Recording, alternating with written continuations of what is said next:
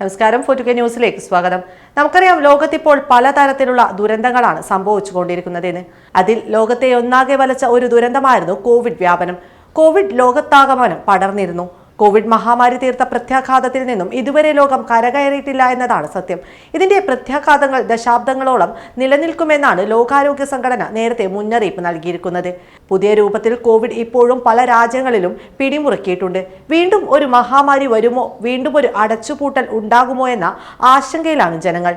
ഇപ്പോൾ കോവിഡിന്റെ പുതിയ വകഭേദമാണ് പടരുന്നത്. ചൈനയിലായിരുന്നു ആദ്യം റിപ്പോർട്ട് ചെയ്യപ്പെട്ടതെങ്കിലും ഇപ്പോൾ അത് ഇന്ത്യയിലും കേരളത്തിലുമെല്ലാം പടരുന്ന സാഹചര്യമാണ് നിലവിലുള്ളത്. ആക്റ്റീവ് കേസുകളുടെ എണ്ണം ദിനംപ്രതി വർദ്ധിച്ചു വരികയാണ്. ഇത്തരത്തിൽ കോവിഡ് വീണ്ടും പടരുന്ന പശ്ചാത്തലത്തിലാണ് ലോകത്തെ മുഴുവൻ ആശങ്കയിലാക്കുന്ന ഒരു വാർത്ത ചൈനയിൽ നിന്നും പുറത്തു വരുന്നത്. 100% മരണനിരക്കുള്ള കോവിഡ് വൈറസ് ചൈന പരീക്ഷിച്ചുവെന്നാണ് പുതിയ റിപ്പോർട്ടുകൾ. ജനിതക വ്യത്യാസം വരുത്തിയ വൈറസിനെയാണ് ചൈന പരീക്ഷിച്ചത്. പരീക്ഷണത്തിന് ഇരയായ എലികൾ 8 ദിവസത്തിനകം ചത്തുവെന്നും റിപ്പോർട്ടുകൾ പറയുന്നു. വൈറസ് ബാധയേറ്റ് ചത്ത എലികളെ പരിശോധിച്ചപ്പോൾ ലഭിച്ച ഫലം ഞെട്ടിപ്പിക്കുന്നതായിരുന്നുവെന്നാണ് ഗവേഷകർ പറയുന്നത്. തലച്ചോറിന് പുറമെ അവയുടെ ശ്വാസകോശം, എല്ലുകൾ, കണ്ണുകൾ, ശ്വാസനാളം എന്നിവയെല്ലാം അണുക്കൾ ബാധിച്ചിരുന്നു. തലച്ചോറിലെ അണുബാധയാണ് എലികളുടെ ജീവൻ എടുത്തത്.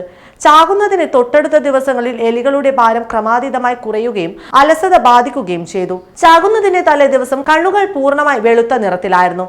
അണുക്കൾ ബാധിച്ചാൽ മനുഷ്യരിലും സമാന അവസ്ഥകൾ ഉണ്ടായേക്കാമെന്നാണ് ഗവേഷകർ പറയുന്നത്. ഇതാണ് ഇപ്പോൾ കൂടുതൽ ആശങ്കകൾക്ക് കാരണമായിരിക്കുന്നതും.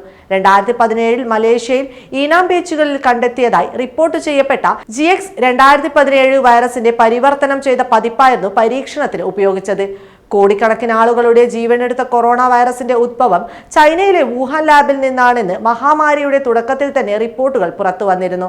അമേരിക്കയടക്കം പല രാജ്യങ്ങളും ചൈനയ്ക്കെതിരെ രംഗത്ത് വന്നിരുന്നു. വുഹാൻ ഇൻസ്റ്റിറ്റ്യൂട്ട് ഓഫ് വൈറോളജി പ്രവർത്തിച്ചിരുന്ന ശാസ്ത്രജ്ഞർ തന്നെ ഈ വാദത്തെ പിന്തുണച്ചിരുന്നു. അമേരിക്കയിലെ ഫെഡറൽ ബ്യൂറോ ഓഫ് ഇൻവെസ്റ്റിഗേഷനും ഇത് സ്ഥിരീകരിച്ചു.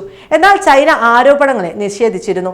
എന്നാലും അവിടെ നിന്നാണ് കൂടുതൽ ഇടങ്ങളിലേക്ക് രോഗം വ്യാപിച്ചത് എന്നത് യാഥാർത്ഥ്യം. ഒരു കോവിഡും ഇതിന്റെ പ്രത്യാഘാതങ്ങളും ലോകത്താകമാനമുള്ള ജനങ്ങൾ അനുഭവിച്ചു, ഇപ്പോഴും അനുഭവിച്ചു കൊണ്ടിരിക്കുന്നു. അതിനിടയിലാണ് ചൈനയിലെ പുതിയ വൈറസിന്റെ പരീക്ഷണത്തിന്റെ വാർത്തകൾ പുറത്തു വരുന്നത്. ഇനിയൊരു മഹാമാരി കൂടി ഉൾക്കൊള്ളാൻ ജനങ്ങൾക്കാകില്ല എന്നതാണ് സത്യം. ഇനി ഈ വൈറസ് പടർന്നാൽ തീർച്ചയായും ഒരു വലിയ ദുരന്തത്തിനാകും ലോകം സാക്ഷ്യം വഹിക്കുക എന്നതിൽ സംശയമൊന്നുമില്ല.